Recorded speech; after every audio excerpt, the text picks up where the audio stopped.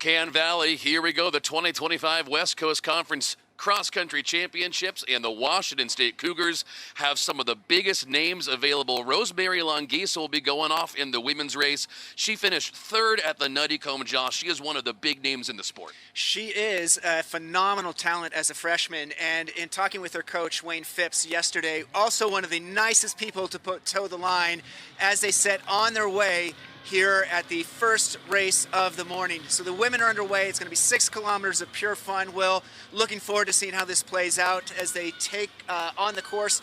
It is a slight uphill first 600 meters before they make a turn right and start to duck down behind the pine trees here at the course. One of the fascinating things about this, as we give you a shot of the overhead, when you approach the course, it doesn't look that long, but this opening straightaway is an absolute monster. I was out on the course yesterday and absolutely agree. It looks like the turn is right there in front of you, but it keeps stretching and stretching and stretching.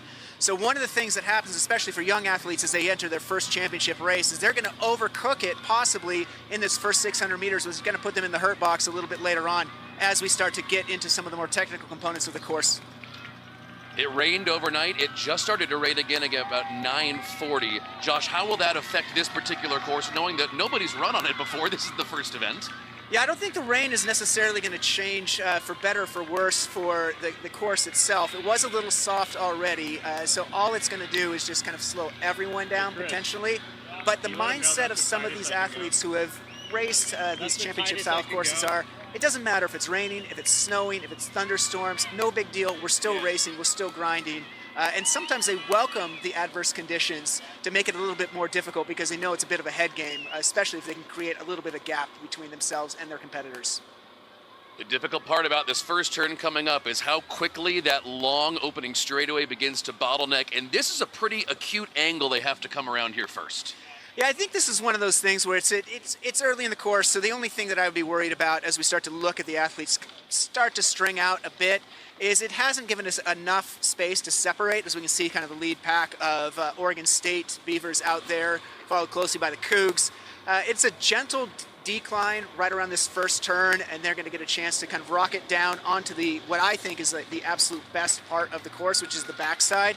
They'll have a little bit of bump right around a kilometer, and then it is smooth sailing until they start to make some of those S-curves that winds its way back and forth up against the course as it continues around for what will be 2 laps of this beautiful, fit-for-purpose cross-country course.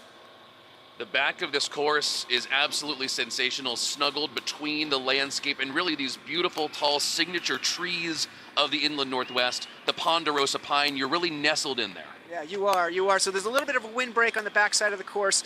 We can start to see right now the athletes are starting to separate themselves into a lead pack, a chase pack, and a bit of the peloton there.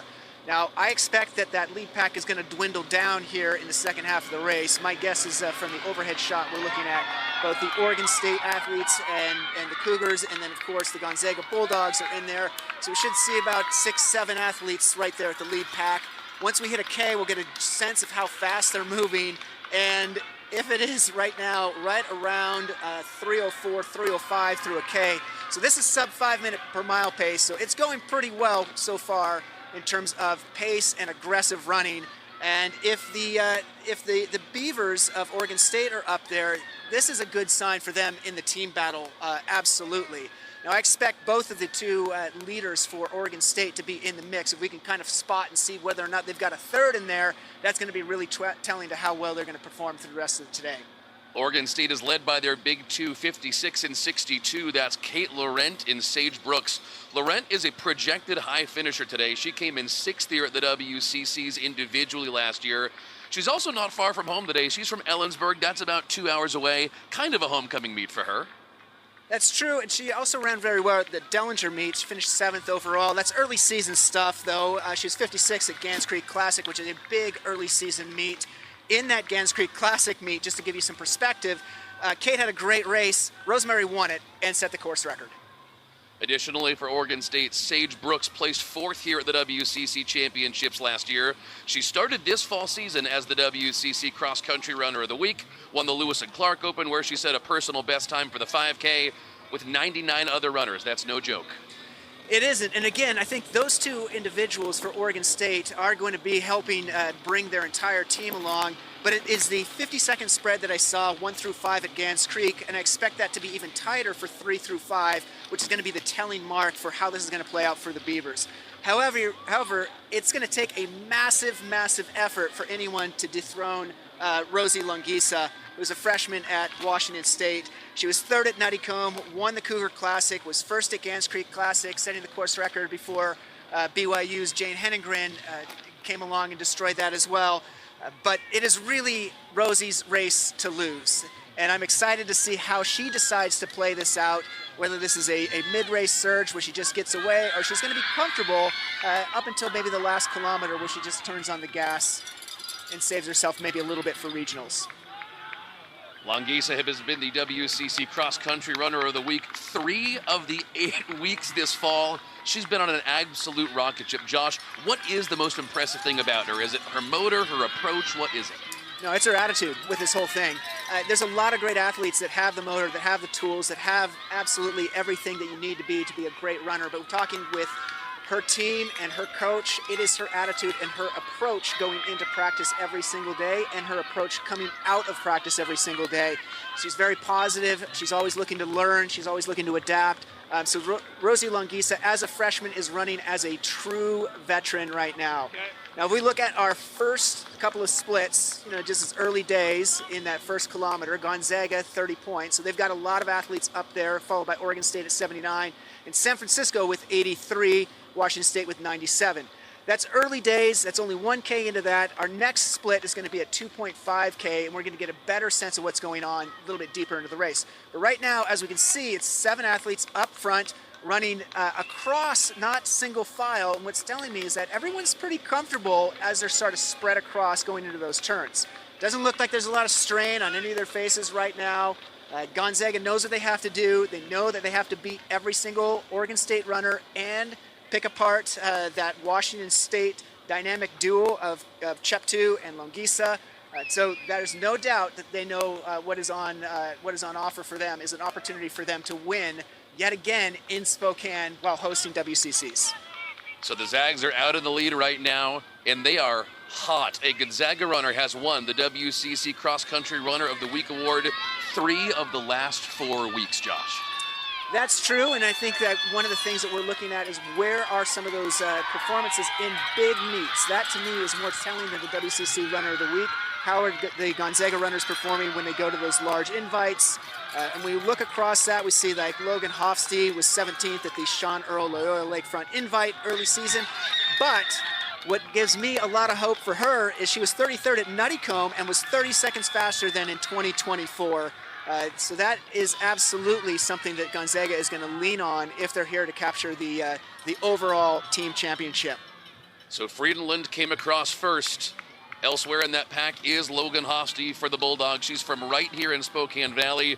She went to East Valley High School in the car. That's less than a 10-minute drive away, Josh. That is really going to be a benefit to her in terms of her familiarity with running in this area. Perhaps, absolutely. She's definitely going to know the conditions. But if you're down in the Palouse, it's not like you're on a beach. Sure. In the Palouse. They've got rolling hills. They've got weather. They've got everything that Spokane has to offer. So I would expect that the Washington State Cougars are as prepared as anyone else going into this event. And now you can see, just as we're making that mention, we're starting to see the Cougs put forth a little bit of a surge, stringing out that pack. The way we can tell it's a bit of a surge, we've got one athlete out in front, followed single file from some of the other athletes there. It's starting to stretch out. It's going to be a Coug 1-2. This is answering the question we had earlier. Are they going to wait or are they going to go? With about 10 minutes to go, 10 minutes to run, it is going to be now for the Cougs. So that is Cheptu, that is Longisa. They're going to be running together. And the big question is, can anyone hang on to third? Right now, it does look that Oregon State is trying to attach themselves in this S-curves part of the course as she's starting to make a little bit of a surge to close up to those Washington State athletes. And right behind that group of 3, there's a Gonzaga runner that's doing a lot of work, breaking a lot of wind, and we're going to see what's happened as she's starting to drift off to the side, running the tangents. Now, Will, as you're taking a look at this course right now, you can see that the Gonzaga athlete is moving up against the flagging, which is telling me she's trying to run the shortest line possible, which is a very smart move in these conditions. If you're going to be running by yourself, you want to be running as short as possible. So that's Longisa and Cheptu out there for Washington State. Zena Cheptu finished third individually here at the WCCs last year down in Lodi. She followed it up by finishing 10th at the West Regional, which qualified her for the national championships, where she placed in the top 50. So she knows these big events, Josh. She knows these teams. She's run this race. She's a veteran. This stage is nowhere near too bright for her. No, not at all. I mean, she's raced at WCC, so she knows what she's up against. And Kate Laurent right there from Oregon State is running a phenomenal race. Obviously, her strategy here, she's a senior, and she's like, you know what? I'm not just going to hand it to these Cougs. I'm going to give it just a little bit of gas right here in the midsection of the race to see what's going to happen as we get a little bit further along. So it is a great run by the Oregon State Beaver, Kate Laurent. Although we are now still 8 minutes away from the finish. These two athletes from Washington State, we're looking at Rosie Longisa and Zena Cheptu, they're running side by side. They're not single file, so they've had a discussion on how this is going to play out to them, absolutely, without question. And so they're going to work together, kind of establish themselves, and then probably decide, maybe in the last 600, last 800 meters, all right, every person for themselves as they come into the finishing stretch. So this is not a surprise to me that they're running together in these conditions as we start to see again them continue to establish the pace, which is obviously a bit too hot for everyone behind those leading three. So the Cougs right now in second overall team place behind Gonzaga. Now the question for Washington State, Josh, if they want to take the team championship today, who needs to be there 3 through 5 for them? They likely need a big race from Caroline Jepkirui. Yeah, I think that's right. Whenever you have the top two athletes, the math becomes a lot easier. So you're basically scoring only 3 individuals, and you've got a number of individuals on the line, so that means that the 3 through 5 spot becomes critically more important. If you've got a Jepkirui doing a wonderful job as their third position runner, it takes a lot of pressure off 4 and 5. Now, as you get a little bit deeper into the race, it's going to be a little bit more congested as well, and so you're going to see more athletes around each other. So you can pick up some spots pretty significantly in that last 600 meters. So as we start to see things progress along the race, let's just keep an eye on 4 and 5 for Washington State. But right now, as we're taking a look at things, we're going across the timing mats here for that next split, looking at probably about 3.5K at this juncture. It is definitely Washington State 1-2. And then it looks like Gonzaga may be holding on to their team lead at the moment. It's going to be awfully close. Again, we'll be tracking Caroline Jepkirui and the rest of that team from Washington State. Gonzaga coming into this race has the depth. And they're hot again, 3 out of 4. Other big names for Gonzaga who are huddling there in the beginning of the second pack. Other big names, Camille Broadbent, Willow Collins. They have so much depth on this team. I think Willow Collins is the one to watch out of the individuals that you named. And again, she has a lot of the experience to be able to put things together in late stages of the race. Super tough, phenomenal athlete, transitioned well from her career as a former soccer star. That's in the past. She can't rely on her being a soccer star anymore. She's a bona fide cross-country star. So get over it, Willow. You're in this for the long haul. You're a stud, and I expect you to run like one. So we're going to see that play out a little bit later on. But now, as we start to see things, I think we get the answer that we were looking for. It is total separation right now. So we're seeing Rosie put down a little bit of a move to separate herself from Zena Cheptu, as Washington State is going 1-2 with about 5 minutes to run. So that is just over a mile left to go on this course, and it is Longisa saying, hey, I've had enough. I'm going to take care of business on my own. You do what you need to do behind me. Everything that Rosie Longisa has done, she has done as a freshman in Pullman. Just how great could she eventually be, knowing that she's young and has more time to develop? You know, it's tough to say, because I think that one of the things that we tend to do in sports is look beyond the present. And I say, like, as we start to project what her career might look like, let's just celebrate what her career is at the moment. She is a course record holder at Gans Creek, which is a phenomenal run from her. Now, that didn't even last a season, but what it does is give us a glimpse into how well she competes. She is out there trying to win every single race, and the next race is never a given. So I know that just like talking to her team, her coach, it is certainly something where she's getting excited about trying to win WCCs. Now, as we look at the camera angle right now, we can see that things are tightening up for second and third, and that's indicating to me that Kate Laurent is having a phenomenal race right there from Oregon State, running back on the Cougs. So this could be something that we keep an eye on over the next couple of minutes. We've got 3 minutes to run, maybe 4 minutes to run, and Laurent is running phenomenally well. This is fantastic by her. Oregon State Beavers, I talked to Coach Louis Quintana yesterday, and he was very excited, not just for his top athletes, but his 3 through 9 said that they were ready to go and certainly surprise some folks, and let's see if that pans out. Certainly low stick's going to help.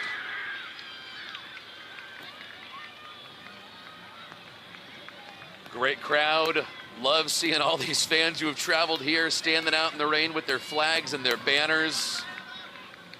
This course, future home to regionals, and they're hoping even national events. I have no doubt that this is going to have some great races in the future. Just getting on the course yesterday, it was something like everybody I talked to said, boy, is this something we can run on, like as individuals? Everyone I've talked to has loved this course, both for the spectator viewership as well as the challenge that it presents for these athletes and the sheer beauty of it all. And so right now what we're looking at is coming up on that 5K mark. That should give us about 1 kilometer to go, so 6K for these women in the championship section. And we're looking now, here it is, our 5K mark. We're just gonna get hit right here, making that turn with 1 kilometer to go. We'll get a little bit of a refresh on how that looks. That's Rosie Longisa at 16 flat for 5K. So she's moving 16 flat, somewhere in the ballpark, like 5:05, 5:07 pace. She's slowed down just a little bit, but I don't think she's going to be challenged in this last kilometer, so it's up to her to just hold things together, make sure she's crossing the line, getting that low stick for the Cougs, looking very smooth, very great. It's always fun, Will, to watch these athletes at the top of their game.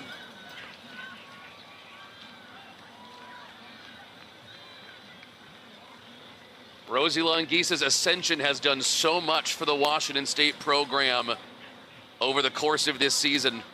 Her addition and the addition of Solomon Kipchoge to the men's side have taken Washington State to the heights of this sport. The women ranked number 22 in the country. Now she is looking phenomenal as she's coming in with her final stretch. Less than 1 kilometer to go. We're looking somewhere in the ballpark, about 600 meters to go. She's got one big turn left before she shoots down for that final stretch out to this finishing area.